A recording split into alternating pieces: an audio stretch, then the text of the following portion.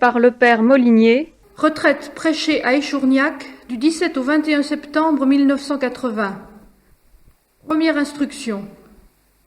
Mes chères sœurs, avant de commencer cette retraite, je voudrais vous offrir quelques réflexions sur le mystère de la parole de Dieu, puisque ce que vous me demandez, c'est de vous donner la parole de Dieu, ou de vous dire quelque chose de la part de Dieu.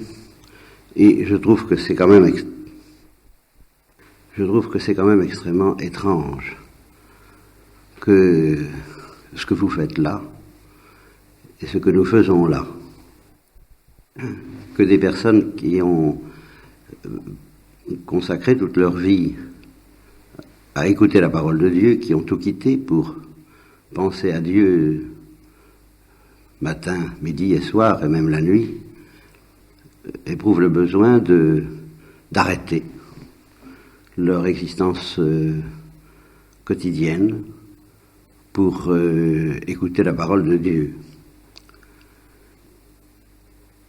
Dans l'Évangile, dans le Nouveau Testament, nous avons un exemple, entre autres, mais enfin, il y en a un particulièrement net, où nous voyons ce que c'est que la parole de Dieu, celle de l'eunuque d'Éthiopie, qui lit la parole de Dieu, qui rencontre Philippe, qui le prend sur son char. Philippe lui demande, mais est-ce que tu comprends ce que tu lis? Et l'eunuque répond, comment comprendrais-je si j'ai personne? Si j'ai personne pour m'expliquer. Et là, Philippe lui annonce Jésus-Christ. Et l'eunuque, vous le savez, se fait baptiser immédiatement. Vous qui connaissez la parole de Dieu, je serais tenté de dire mieux que moi, car vous en vivez, et j'essaie d'en vivre, mais enfin, toutes vos activités, depuis le matin, encore une fois, jusqu'au soir et pendant la nuit, sont concentrées, condensées autour de cette écoute de la parole de Dieu. Alors, qu'est-ce que je viens faire à vous donner une parole de Dieu que vous connaissez au moins aussi bien que moi, et pour ne pas dire mieux, je le répète. Qu'est-ce que c'est donc que cette parole de Dieu que on n'ose pas toujours donner sans une longue préparation, et que vous me demandez, ce qui me donnerait un peu la tentation de vous parler, de vous offrir une certaine parole du Christ, une certaine parole du Christ bien difficile à traduire, et qu'on traduisait assez mal autrefois, je le reconnais. Toutes les traductions actuelles ne sont pas des améliorations, mais celle-là s'imposait. Cette parole du Christ à sa mère, quand elle lui a demandé de faire le miracle de Cana, femme, qu'y a-t-il entre toi et moi? C'est une très mauvaise traduction, parce qu'elle laissait entendre que, si vous voulez bien me pardonner cette expression triviale, mais qui aura un sens assez concret pour vous, nous n'avons pas gardé les cochons ensemble, n'est-ce pas? Nous ne sommes pas... qu'y a-t-il entre nous? On a changé cette traduction à juste titre, mais reste que c'est intraduisible. Ça semblerait vouloir dire « Pourquoi me tourmentes-tu » ? Et je crois qu'il y a de ça. Je crois que la Sainte Vierge a vraiment tourmenté le Christ à ce moment-là, parce que le Christ savait très bien qu'il lui a dit « Mon heure n'est pas encore venue », et il lui a dit ça au moment précis où elle était venue. Ça, c'est la suite des événements. Les pères de l'Église, le Saint-Esprit, ont donné raison à la Sainte Vierge, si j'ose dire, contre Jésus-Christ, un peu comme Dieu aime à donner raison à ceux qui plaident pour la miséricorde contre sa justice. Et le Christ a donc dit à Marie, « Pourquoi me tourmentes-tu? Pourquoi me demandes-tu de manifester ma gloire ?»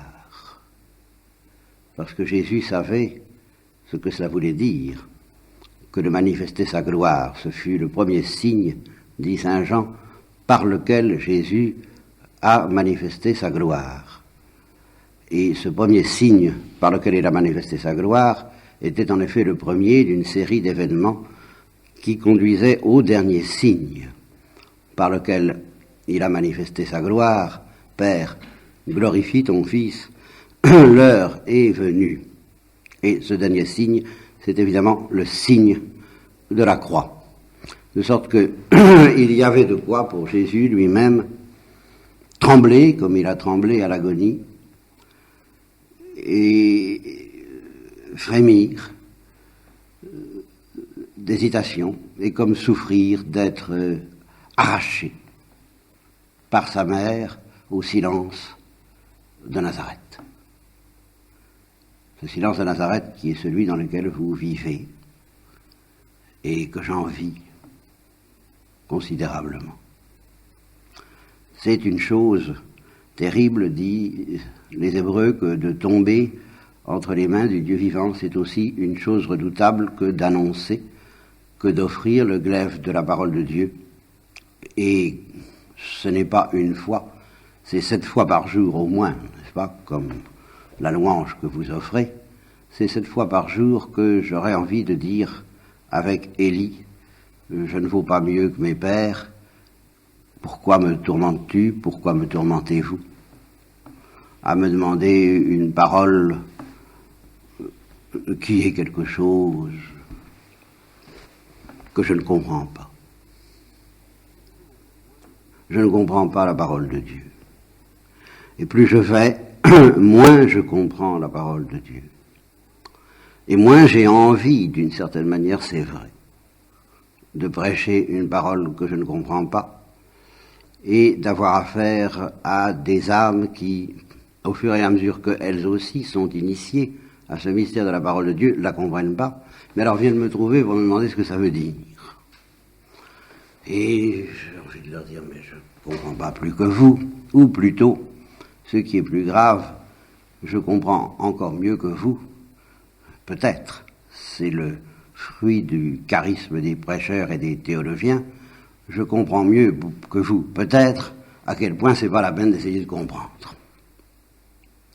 Alors pourquoi me tourmentez-vous à me demander de vous expliquer quelque chose qu'en vérité je ne comprends pas? Et les multiples angles sous lesquels je ne comprends pas la parole de Dieu apparaîtront peut-être au cours de cette retraite, les uns après les autres. Enfin, vous êtes prévenus d'avance. Ne me demandez pas d'explication. Il n'y a pas d'explication. Il y a l'adoration que vous pratiquez et que je voudrais pratiquer comme vous, sans être arraché à ce silence de l'adoration. Et il se produit quelque chose qui m'oblige à faire une petite évocation autobiographique sur laquelle je reviendrai peut-être, que je voudrais aussi discrète que possible ce matin, qui est que précisément au moment où je suis revenu vers l'Église catholique romaine, après l'avoir quittée, longtemps, pendant 10 ans, j'y suis revenu poussé par justement l'attrait de la vie que vous menez. Très exactement cela. C'est la vie que vous menez dont l'intuition m'a été révélée progressivement d'ailleurs au long des années d'incroyance, le pressentiment qu'une vie réglée,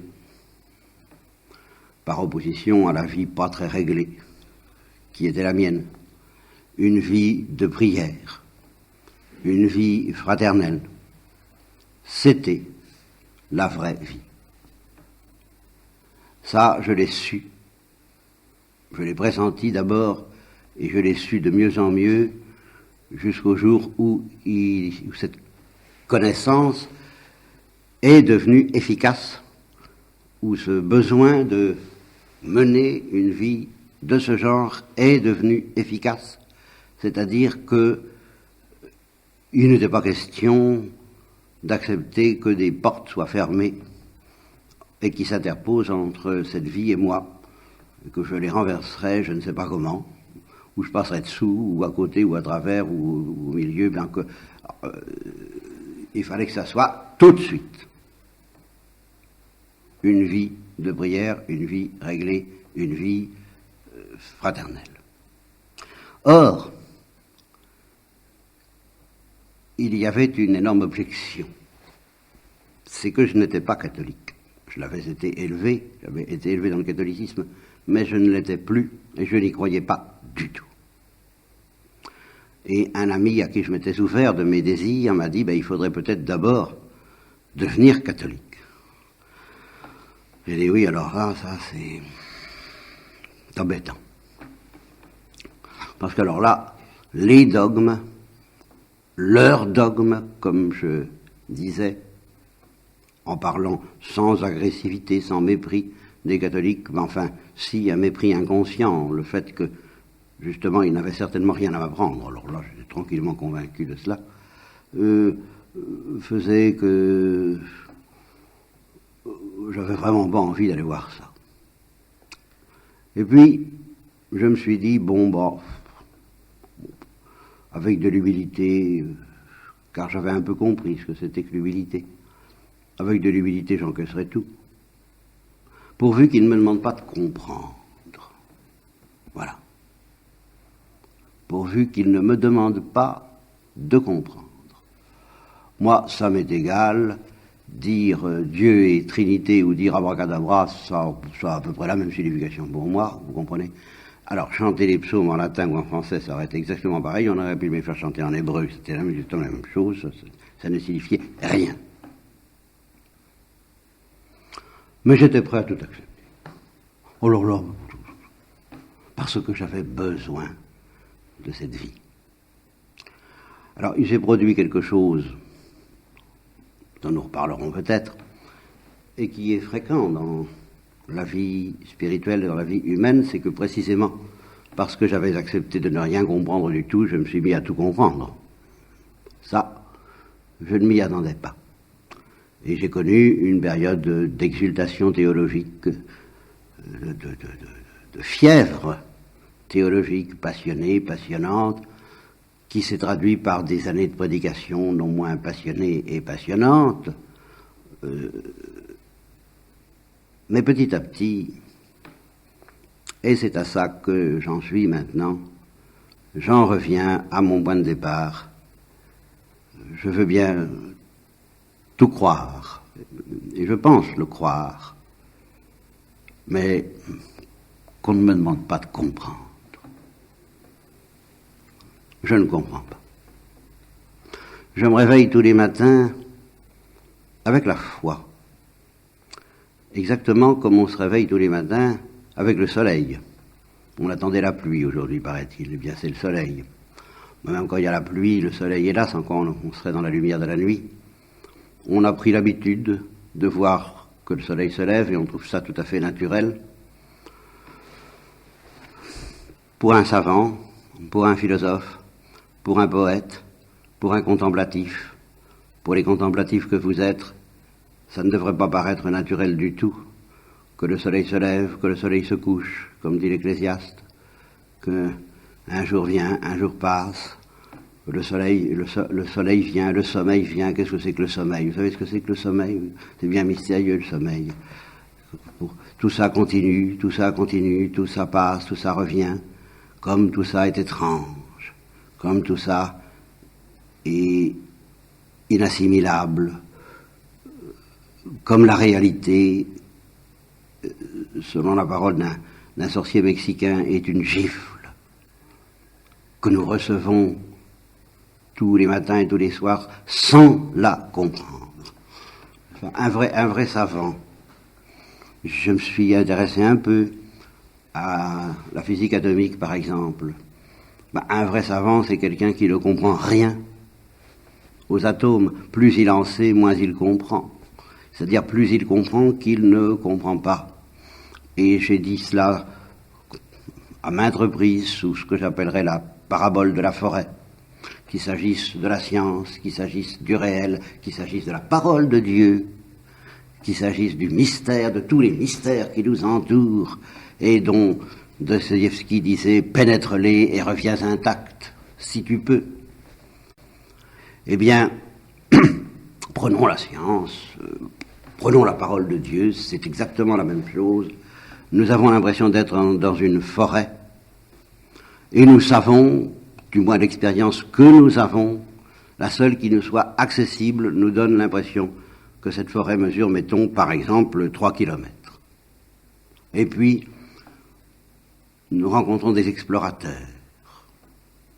les mystiques, dans le domaine de la parole de Dieu, et les théologiens, à condition qu'ils soient mystiques. Sinon, alors, pas grand-chose à attendre d'eux, si ce n'est le pire. Et puis, les savants, les vrais savants, à condition que ce soit de vrais savants, et pas de demi-savants, comme disait Thérèse d'Avila. Sinon, là encore, on peut attendre le pire. Et ils font le voyage. Ils partent, toujours dans une certaine solitude, pour explorer ces 3 kilomètres inconnus de forêt qui nous entourent. Ils font le voyage, ça dure quelquefois des années, puis un beau jour ils reviennent, ils ont collationné, collectionné des observations, des remarques de théologie, et puis des mesures scientifiques. Je maintiens toujours le parallèle des deux comparaisons, vous voyez. Et puis ils rapportent leurs cahiers, il y en a haut comme ça, quoi, prenez les pères de l'Église, vous avez les pères de l'Église dans votre bibliothèque, vous voyez à peu près ce que ça représente en quantité de papier, n'est-ce pas? Bon, alors ça fait des observations qui peuplent les bibliothèques, qui font le bonheur des bibliothécaires. Et dans tous les domaines. Et alors, ils vous disent, voilà, prenez tout ça, voilà. Mais c'est pas ce qu'il y a de plus intéressant dans ce que j'ai découvert, vous savez. Ce que j'ai découvert de plus intéressant en parcourant ces 3 kilomètres tient en 2 mots. Je n'ai pas besoin de beaucoup de bouquins pour ça. Et j'en reviens écrasé. C'est que la forêt, j'ai découvert quand j'étais au bout qu'elle ne fait pas 3 kilomètres. Elle fait 30 kilomètres. Alors tout est à refaire. Parce qu'il faudrait explorer les 30 kilomètres. Alors avec des moyens nouveaux, et grâce à l'évolution de la technique scientifique elle-même, au moins dans la comparaison de la science, on repart à l'assaut, et un beau jour, eh bien, c'est ce qui donne justement l'impression que les progrès que l'humanité peut faire sont irrésistibles, qu'il n'y a pas de limite à ce qu'elle pourra un jour obtenir, conquérir, comprendre, accomplir. Eh bien, on arrive à faire l'exploration des 30 kilomètres, et on revient avec... qu'est-ce que vous voulez, les roches lunaires, il faudra peut-être 100 ans pour les analyser, n'est-ce pas, et tout est comme ça. La quantité d'informations dont on dispose maintenant au sujet de la vie, au sujet de l'atome, au sujet de la Lune, rien que pour explorer, pour analyser ce qu'on a découvert, il faudra des milliers et des millions peut-être d'hommes et des milliers d'années. Et le savant qui revient de ces 30 kilomètres dit la même chose, il dit, bon, voilà. Occupez-vous, amusez-vous. Ceci dit, le plus intéressant, ce que j'ai à vous apprendre, c'est que la forêt ne fait pas 30 kilomètres, elle en fait 3000. Alors là. Voilà. Alors, la forêt de la parole de Dieu, je le savais d'avance au début de ma vie religieuse, mais je le redécouvre, je dirais presque après un moment d'inattention. Un moment d'inattention qui a pu durer quelques années, mais l'instinct qui me poussait à m'enfouir et à me taire est plus fort que jamais, parce que la forêt fait vraiment non pas 3000 kilomètres, mais l'infini. L'infini. Et il m'arrive un peu, si vous voulez, l'histoire de Saint-Augustin, toute proportion gardée, mais du point de vue de l'infini, les proportions sont toujours gardées, et qui rencontrait un petit garçon au bord de la mer, faisant un petit trou dans lequel il mettait de l'eau. Je lui dis, qu'est-ce que tu fais là? Ben, je voudrais bien mettre la mer dans ce petit trou. Saint Augustin lui dit, mon pauvre ami, tu n'y arriveras jamais. Oh, j'y arriverai bien avant que tu aies mis le mystère de la Sainte Trinité dans ta tête. Voilà. Alors, avec ça, vous me demandez la parole de Dieu. Est-ce que vous vous rendez compte de l'incongruité de votre demande? Si vous en avez conscience, je vous pardonne. Et nous pouvons essayer. Parce que, à ce moment-là, vous demanderez le miracle. À savoir que je vous donne une parole à laquelle je ne comprends rien. Oh, c'est très possible. Alors là, vraiment, je ne vois pas en quoi la toute-puissance de Dieu et la conduite maternelle de la Sainte Vierge et de l'Esprit Saint m'empêcherait de vous parler pendant 8 jours de quelque chose auquel je ne comprends rien. Ça n'offre pas de grandes difficultés à Dieu. Ça n'offre pas de difficultés au prédicateur tant qu'il n'a pas conscience de ne rien comprendre. Quand il commence à en avoir conscience, alors là, il faut quand même un peu un miracle. Et je vous demande de demander ce miracle et ça vous donnera un certain sens. Déjà, de ce qu'est la parole de Dieu. J'ai une autre raison qui revient au même de répondre à votre demande, d'abord du point de vue du possible. Je me dis, bon, les miracles sont toujours possibles, et j'ai suffisamment enseigné sans comprendre ce que je disais. Justement, maintenant je comprends mieux que je ne le comprenais pas, que nous devons vivre de miracles, qu'un chrétien qui n'attend pas des miracles n'a pas la foi, ou, ce qui revient au même dans mon esprit, est un homme de peu de foi. Homme de peu de foi, pourquoi as-tu douté? Tu marchais sur les eaux, la belle affaire. Il suffit d'un tourbillon, d'un petit orage, de je ne sais pas quoi, et puis tu n'oses plus, tu ne sais plus. C'est un petit peu ma situation, si vous voulez. Il suffit vraiment de peu de choses pour que tu ne puisses plus marcher sur les eaux. Mais alors, où est ta foi? Homme de peu de foi. Pourquoi as-tu douté? Bon, alors, du point de vue de la possibilité, ça fera un miracle de plus. Là encore, justement, saint Augustin dit, on ne s'étonnerait pas des miracles si on comprenait que la germination d'un grain de blé est un miracle. Et quelque chose, en tout cas, aussi stupéfiant qu'un miracle, ce qui nous ramène à la science. N'est-ce pas? Bon, alors le fait de donner la parole de Dieu est un miracle, certes. Mais si c'est ce miracle que vous demandez, que vous attendez, oui. Mais j'ai besoin de vous pour ça. J'ai besoin que vous l'attendiez vous aussi comme un miracle. Sinon, si vous l'attendez comme une chose naturelle, alors là, nous sommes perdus. Et puis, ce qui m'aide, c'est justement ce que je vous ai dit de la situation de l'Église à l'heure actuelle, qui, pour des raisons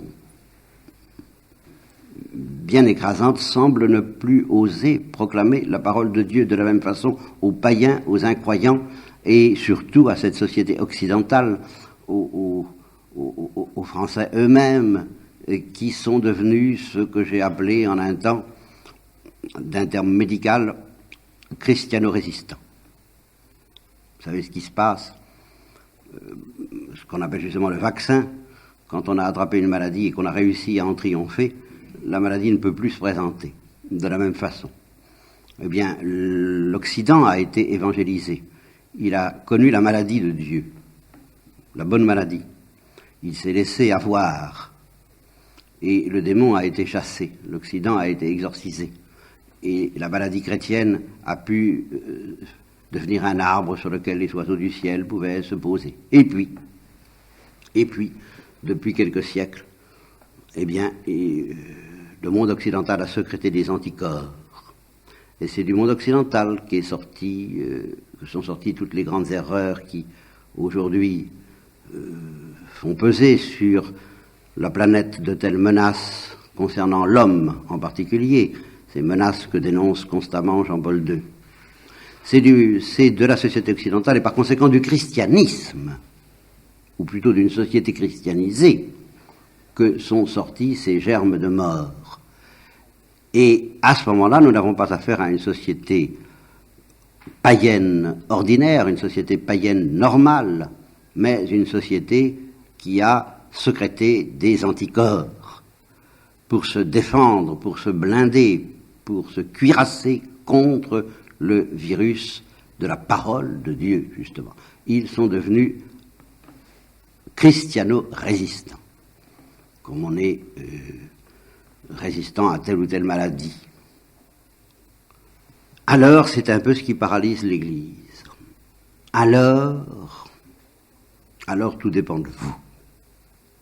Dans l'économie à laquelle je ne comprends rien, et que Dieu a décidé, mais c'est bien entendu que je n'y comprends rien, mais c'est comme ça, dans la mesure où j'ai la foi, et je n'ai pas eu le temps de vous le dire, je me réveille tous les matins avec le soleil et avec la pluie, puis je me réveille tous les matins avec la foi, et j'en suis le premier surpris. J'ai dit, mais c'est tout de même extraordinaire, mais j'ai la foi. Et j'ai été interpellé un jour par un incroyant qui m'avait entendu faire de la théologie, qui m'a dit, mais vous y croyez, tout ce que vous racontez? Eh ben, je lui ai dit, vous voulez oui ou non? Ben, il m'a dit oui, je veux oui ou non. Ben, je lui ai dit oui, j'y crois. Je lui ai presque demandé pardon d'y croire. J'y crois. Sans nuance, sans réserve, sans hésitation. Sans hésitation, j'y crois, absolument. Mais pourquoi? Mais je ne sais pas. Je sais très bien pourquoi l'Église croit, mais je ne sais pas pourquoi moi je crois. Je crois parce que c'est comme ça, parce que j'ai la foi, et que ça m'a été donné, et que Dieu me fait la miséricorde de ne pas me retirer ce vêtement, cette lumière et cette obscurité, ce tourment et cette paix que j'ai quotidiennement. La foi, mais la foi dans des vérités que je ne comprends pas et que je ne comprendrai pas avant la vision face à face. Et de moins en moins, j'en suis convaincu, ou que j'aurai de plus en plus conscience de ne pas comprendre avant la vision face à face. Eh bien, dans cette vue-là, à laquelle je ne comprends rien, tout dépend de vous. Parce que lorsque la parole de Dieu ne peut plus être adressée aux incroyants, il est urgent qu'elle soit adressée à ceux et à celles qui quoi? Qui justement deviennent de moins en moins christiano-résistantes, j'ose l'espérer, grâce à la vie que vous menez. Et là, c'est tout de même un peu l'économie du petit reste, dont il est question tout de même dans la Bible. Il y en a de moins en moins. Eh bien, ceux-là, je leur demande d'être mes consolateurs, dit Jésus-Christ. Et sur ces consolateurs, je fonderai mon Église, je restaurerai mon Église. Ce seront les colonnes, les germes, les prémices de ce qui se passera lorsque je ferai toute chose nouvelle. Et c'est une contemplative qui me disait récemment qu'à propos de la Sainte Vierge, Notre-Dame de toute espérance, n'est-ce pas? C'est bien là que nous sommes. Eh bien, au plus fort du désespoir, jaillit dans son cœur à elle, contemplative, et j'ai souvent dit, alors cela oui, que la grande contemplation des contemplatifs, des vrais contemplatifs et des vraies contemplatives, leur grande tentation normale, celle à laquelle il faut s'attendre, ce n'est pas la complaisance d'être des contemplatives. Alors si vous en êtes encore là, il faudra, hélas, peut-être que nous menions un certain combat pour que vous perdiez le goût de vous complaire dans cette vocation écrasante.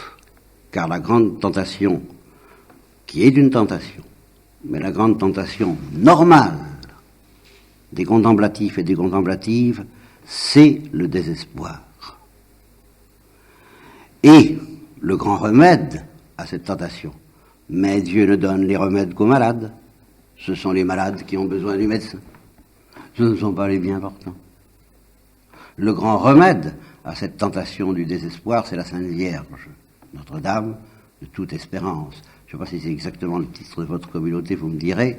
Ça doit être par là quand même. Notre-Dame de toute espérance. Mais d'une espérance totalement nouvelle, parce que l'espérance que nous traînons avec nous, tant que nous n'avons pas été épurés par la tentation du désespoir, l'homme qui n'a pas été tenté, que sait-il? Rien. eh bien l'espérance que nous traînons avec nous tant que nous n'avons pas été épurés par la tentation du désespoir ne fait pas l'affaire.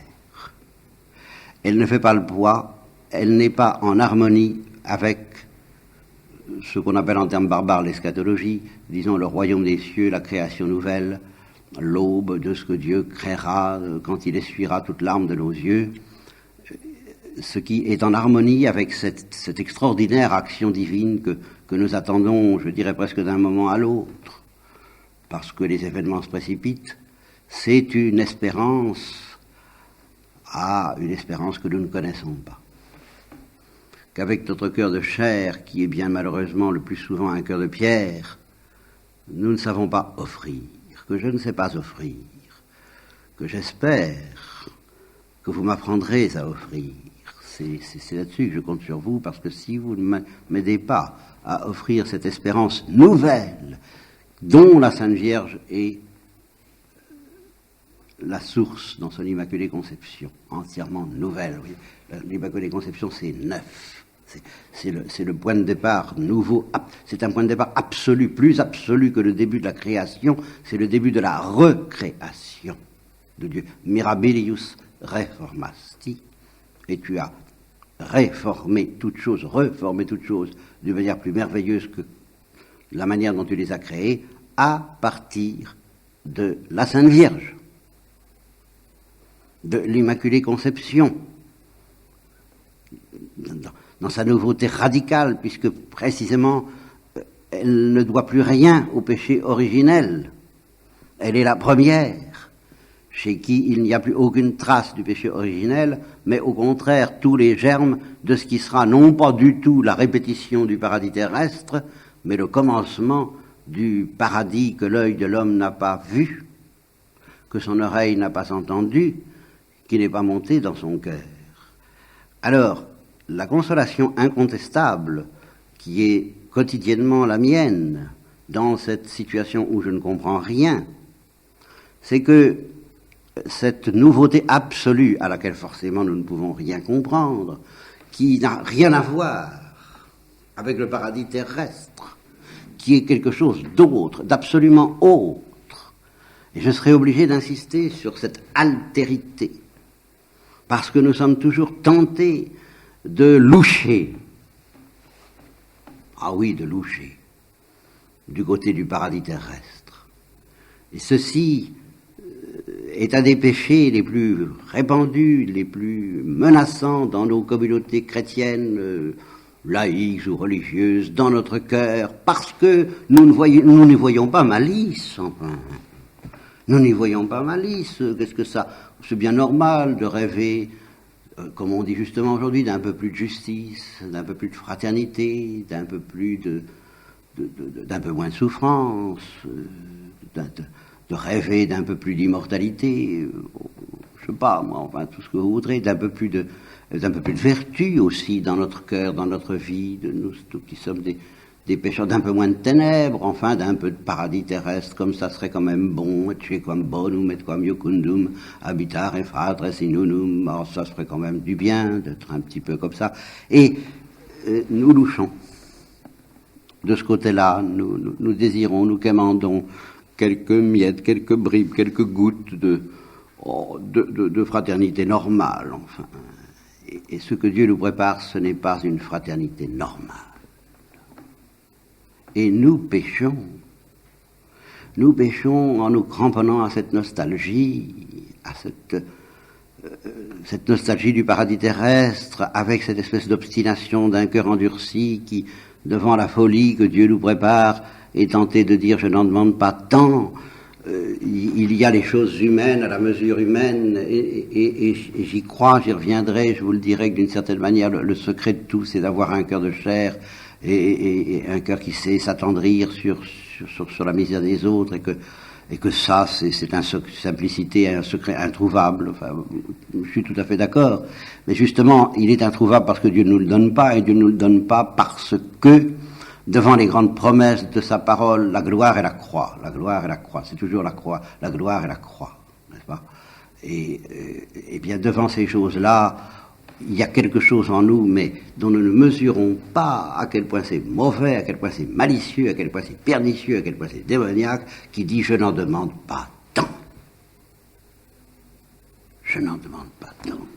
Oh, pardon. Je me contenterai Ah, si on disait, comme Peggy, je vous demande, ô Notre-Dame de toute espérance, justement, je ne demande que la dernière place dans votre purgatoire. Là oui, parce que c'est le monde nouveau.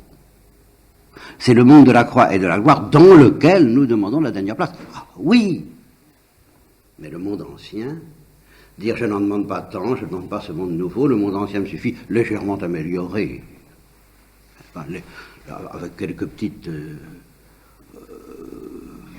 atténuation de ce qui est quand même trop horrible. S'il y a des bombes, si elles pouvaient ne pas être atomiques, enfin, par exemple, n'est-ce pas? S'il y a une guerre, si elles pouvaient ne pas être bactériologiques, par exemple, ça serait déjà pas mal. Vous voyez, on en est là. Oh, s'il y a une bombe, elle risque d'être atomique. S'il y a une guerre, elle risque d'être bactériologique. La gloire et la croix. La dernière place dans le purgatoire de ceux qui n'ont pas su y croire, eh bien dans ce monde nouveau, absolument irrespirable pour ma médiocrité, pour la nôtre, l'Immaculée Conception, qui n'a rien à voir, rien avec avec le paradis terrestre. L'Immaculée Conception n'a rien à voir avec le paradis terrestre, c'est le germe du paradis éternel, du paradis eschatologique, de la gloire et de la croix, de cette explosion plus qu'atomique que par lequel Dieu va vers toutes choses nouvelles. La Sainte Vierge n'a rien à voir avec tout ça, et bien la Sainte Vierge qui n'a rien à voir avec tout ça est ma mère. Et la vôtre. Alors, là, je sais un peu mieux pourquoi, mais sans rien y comprendre, là, j'espère.